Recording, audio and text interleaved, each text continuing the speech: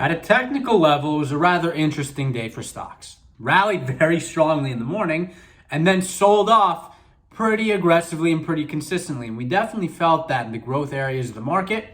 But towards the end of the day, we recovered a lot of that loss, got almost back to the high, and didn't touch it. Very interesting kind of dynamics occurring in the market today.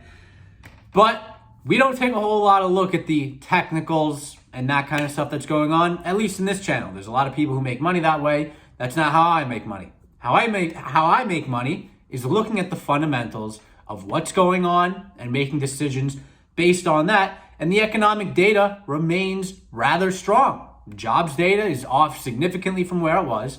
And I expect that to continue and improve dramatically. And it should be improving better than it is. But we have free checks. The jobs data, there should be a lot more people hired, a lot lower unemployment. But it's going to be hard to get that number down when people are getting free money. So we'll see what happens. But at least it's good to know that there's some sort of springboard there with the fact that there is the free money. Businesses are doing well. Restaurants are doing very well. Lots of restaurants are doing better now than they were doing in 2019, according to some CEOs. So the environment is rather good. It looks like we're going to get additional stimulus again.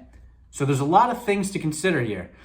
And when we're playing the market, given these dynamics of a strong economy, there's certain things we can look at, like energy, which has historically done well in a strong economy, and in addition, is depressed at these current levels.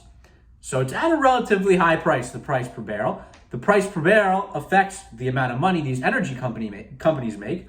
So it's safe to assume that once the reopening is in full force, that the price of energy is going to go up. And it's no surprise that on a day where we get good economic data, that energy stocks are performing very well. So if you don't have energy, I strongly encourage you to get some energy exposure. This is a very good area of the market. A lot of these stocks pay dividends.